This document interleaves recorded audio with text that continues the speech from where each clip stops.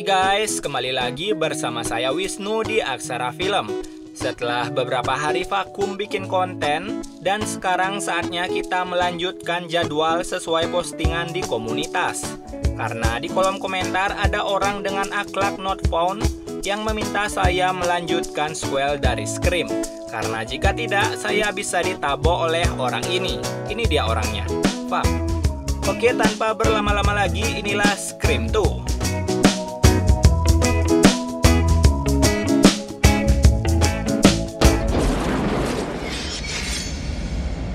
Sequel Scream ini berlanjut, di mana sebelumnya Billy dan Stu yang menjadi dalang di balik pembunuhan berantai dengan topeng Ghostface, tapi berhasil dibunuh oleh Sydney.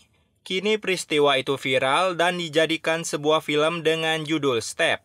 Anehnya, kita nonton film tapi filmnya nonton film. Aneh kan?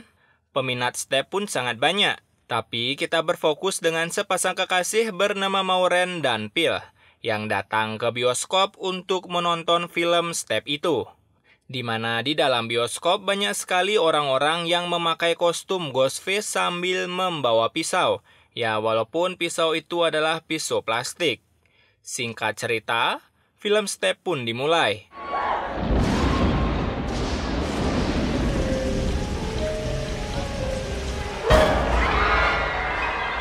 Saat sedang asik menonton film, si Maureen pun karena takut beralasan pergi membeli popcorn.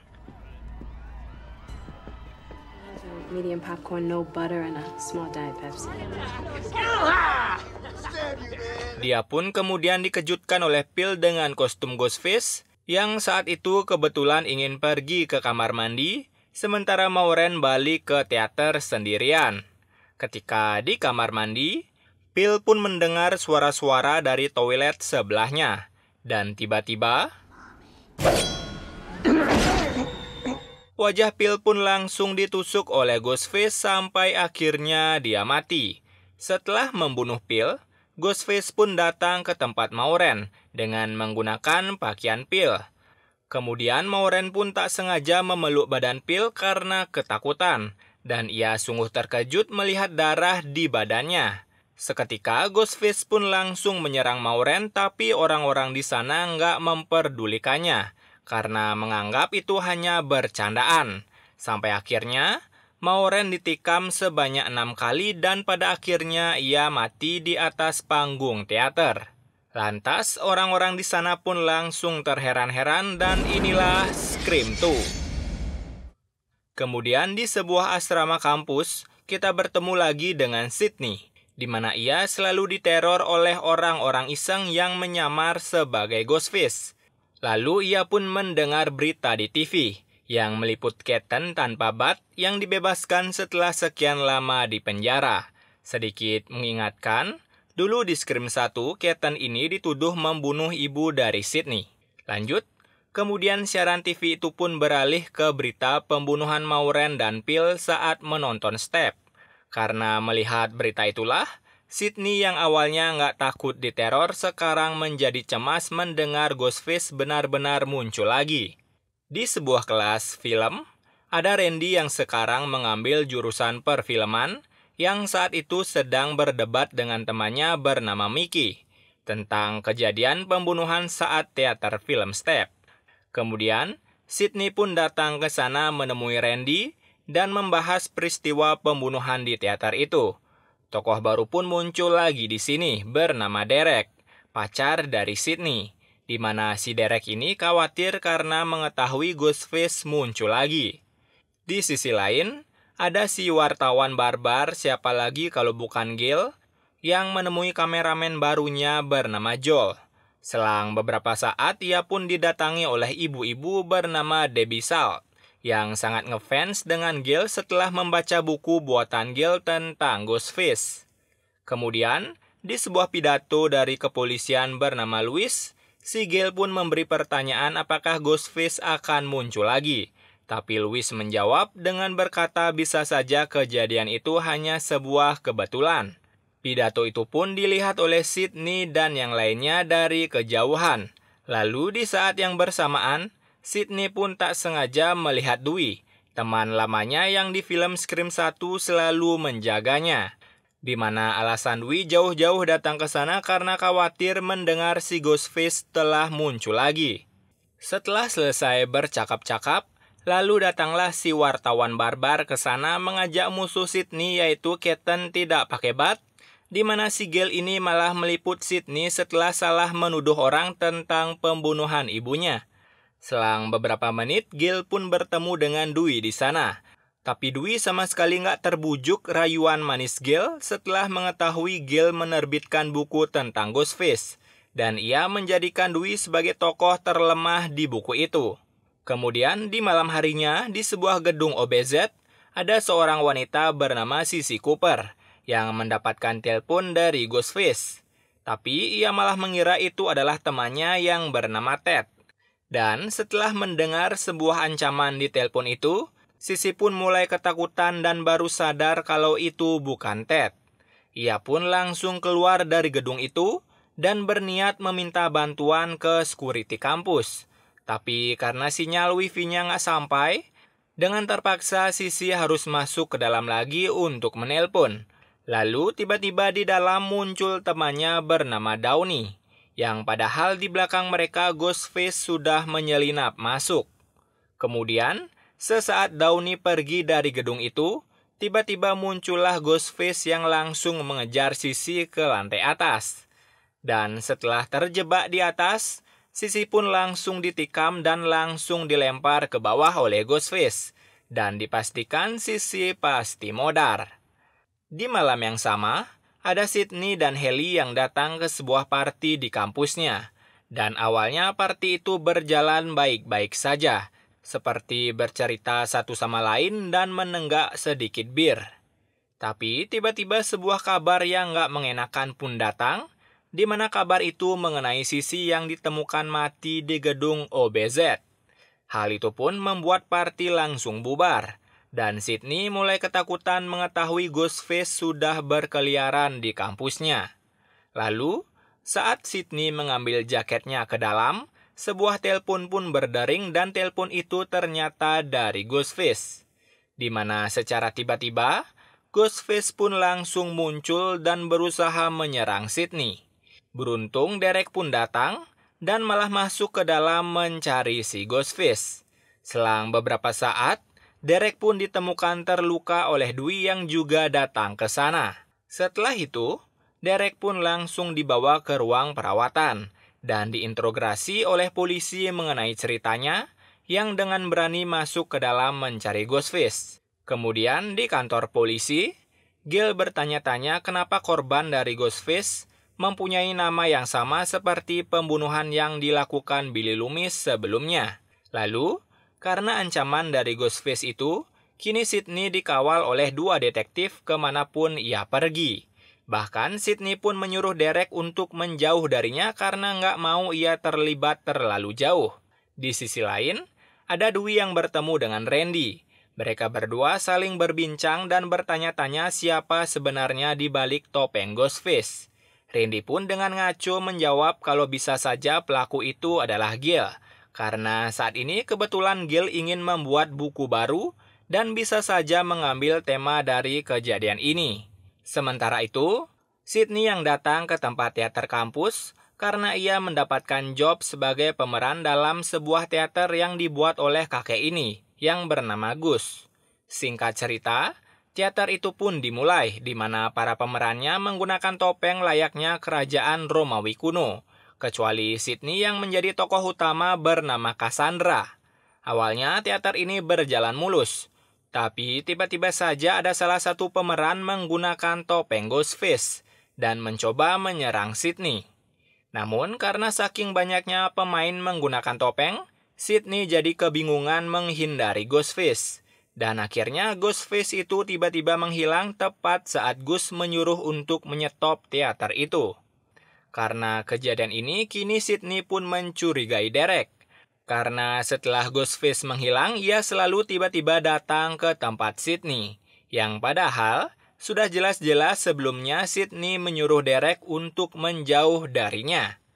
Kemudian, di sebuah taman di kampus, Gil dan yang lainnya membicarakan tentang Ghostface, karena sebelumnya Ghostface pernah membunuh kameramennya. Mendengar itu, seketika Joel langsung ketakutan mengira ia adalah target dari Ghostface selanjutnya. Selang beberapa saat Joel pergi, tiba-tiba saja sebuah telepon berdering yang dimana orang itu adalah Ghostface. Mengetahui Ghostface menelpon, Dewey dan Gil pun langsung pergi dari sana, memeriksa siapa saja di taman itu yang sedang menelpon. Karena saat itu Ghostface bilang sedang melihat mereka bertiga di taman. Tapi usaha mereka pun sia-sia, karena saat Randy sendirian, Ghostface pun muncul dari dalam mobil milik Gil dan membawanya masuk. Alhasil, Randy pun harus mati di dalam sana. Tak sampai di sana saja, kini Ghostface meneror Sydney melalui komputer di perpustakaan, yang bilang kalau Sydney akan mati malam ini. Kemudian tiba-tiba dari belakang datanglah Keaton ke sana dan menawarkan Sydney sebuah job dengan bayaran yang lumayan besar dari sebuah siaran milik Diana Sawyer. Sydney pun menolak mentah-mentah tawaran itu, yang membuat Keaton begitu kesal sampai-sampai berkata kasar ke Sydney. Pengawal Sydney pun langsung bertindak karena menganggap itu adalah sebuah ancaman. Alhasil si Keaton lagi-lagi harus dibawa ke kantor polisi untuk dimintai keterangan kenapa Keaton saat itu mencari Sydney. Lalu di kantor polisi, ada Dewey, Haley, dan Gil, di mana Sydney begitu kaget mengetahui kalau Randy sudah menjadi korban dari Ghostface. Dan Dewey mengatakan kalau Sydney akan dibawa ke suatu tempat yang aman agar tak diteror lagi oleh Ghostface.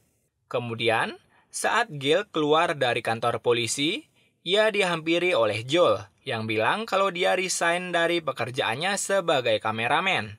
Selang beberapa menit, datanglah Dewey ke sana menghampiri Gil, di mana Gil ini langsung membuka isi tas yang diberikan Joel dan menemukan sebuah kaset hasil rekaman Joel selama ini, yang bisa saja si Ghostface tak sengaja terekam di sana. Lalu, di malam harinya, Dewey dan Gil datang ke kampus untuk mencari alat yang bisa memutar kaset itu. Dan beruntung ia pun menemukan alatnya. Tapi, karena sebuah cinta yang bersemi kembali, mereka malah bermesraan di sana dan lupa akan tujuannya datang ke sana. Hingga pada akhirnya, seseorang mengganti rekaman itu dan orang itu adalah Ghostface yang berada di ruangan proyektor. Seketika Dewey pun langsung berlarian menuju ke sana, tapi tiba-tiba saja Ghostface menghilang dan muncul di belakang Gil. Alhasil Gil pun lari ketar-ketir dari sana lalu bersembunyi di studio rekaman.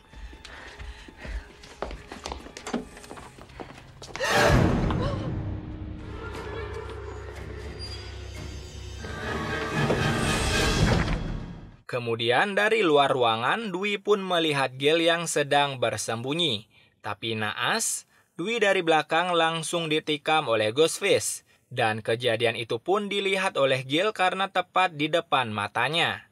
Kini setelah membunuh Dewey, Ghostface pun mencoba mencari Gil ke dalam ruangan. Tapi karena ruangan itu anti maling, mau tak mau Ghostface pun harus pasrah dan pergi dari sana. Di sisi lain, Sydney dan Haley yang akan dipindahkan, ia pun sebelum itu berpamitan dengan Derek, karena akan pergi meninggalkannya untuk waktu yang lama. Setelah Sydney pergi, dari belakang Derek pun ditangkap oleh pasukan teater Gus, yang dimana ia dibawa ke sebuah party dan diikat. Kemudian di perjalanan, tiba-tiba mobil yang membawa Sydney dibajak oleh Ghostface, dan berhasil menyerang para pengawal yang menjaganya. Sampai-sampai, si Ghostface ini tak segan-segan menabrakkan salah satu pengawal ke sebuah besi hingga tembus ke kepalanya. Dan dari kecelakaan itu, membuat Ghostface nggak sadarkan diri. Sementara Sydney dan Haley terjebak di dalam mobil bersamanya. Alhasil, dengan kesempatan yang dimilikinya, Sydney pun dapat ide untuk keluar dari sana, melalui jendela yang berada di sebelah Ghostface.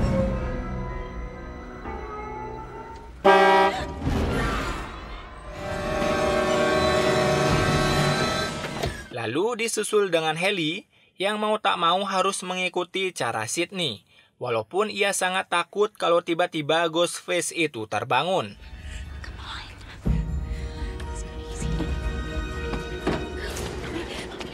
Setelah keluar dan pergi menjauh, Sydney pun berubah pikiran dan berniat balik ke sana untuk membuka topeng dari Ghostface.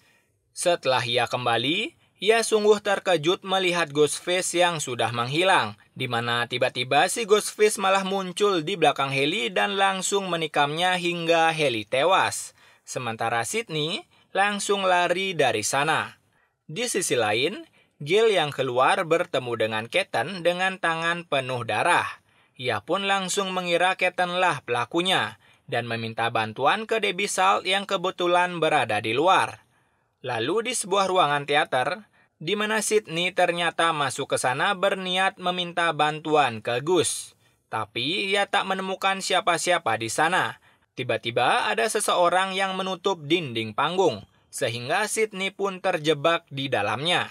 Dari atas muncullah Derek yang terikat, dan juga Ghostface yang muncul di depan Sydney. Lalu si Ghostface pun membuka topengnya, dan ia ternyata adalah Mickey.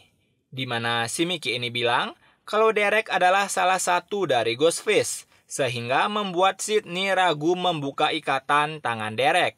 Dan tiba-tiba, Mickey pun langsung menembak Derek karena sebenarnya kata-kata tadi adalah sebuah tuduhan palsu agar bisa membunuh Derek. Karena tujuan dari awal Mickey melakukan ini semua, agar dirinya bisa masuk ke pengadilan yang mewah, tolol. Beberapa saat kemudian, datanglah Gil yang disandra oleh Ibu Billy Loomis, yang selama ini menyamar dengan nama Debbie Salt. Usut punya usut, ternyata Ibu Billy dalang di balik semua ini, yang menjadikan Mickey sebagai Ghostface dengan iming-iming uang sebagai bayarannya. Tak lama kemudian, tiba-tiba saja Ibu Billy menembak Mickey, mengetahui ia sudah tak membutuhkannya. Dan kini tersisalah Sydney, di mana tujuan si Ibu Billy melakukan ini semua adalah untuk balas dendam setelah kematian anaknya yang dibunuh oleh Sydney. Saat ada kesempatan, Sydney pun mencoba melawan.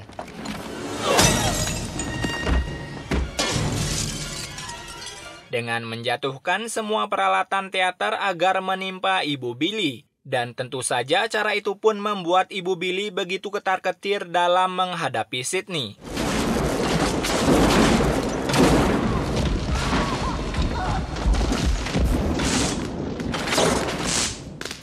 Tapi saat Sydney lengah, tiba-tiba saja Ibu Billy menyerang Sydney hingga membuatnya terpojok. Selang beberapa menit, datanglah Keaton ke sana menodongkan senjata, dan sedikit bingung dengan keadaan yang sedang terjadi di sana, di mana Ibu Billy ini mencoba bernegosiasi dengan Keaton agar dirinya dibiarkan untuk membunuh Sydney, sementara Keaton akan dibayar mahal jika negosiasi ini berhasil. Tapi Keaton malah memberi Sydney sebuah pilihan bekerja sama dengannya dalam siaran Diana Sawyer jika tidak ingin dibunuh. Tentu saja Sydney otomatis menyetujui ajakan itu, dan sebuah pelor pun langsung ditembakkan tepat mengenai bahu Ibu Billy. Sehingga sekarang, Keaton bisa dikatakan sebagai pahlawan yang baru saja menyelamatkan Sydney dari kematian. Lalu dari bawah muncullah tangan Gil, yang ternyata masih hidup, karena tembakan Mickey tadi nggak mengenai bagian vitalnya. Dan tiba-tiba...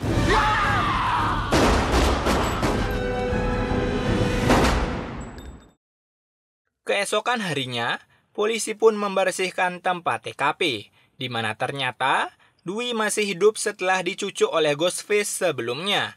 Sementara Sydney, yang diserbu wartawan, ia mengalihkan ketenarannya ke Keaton.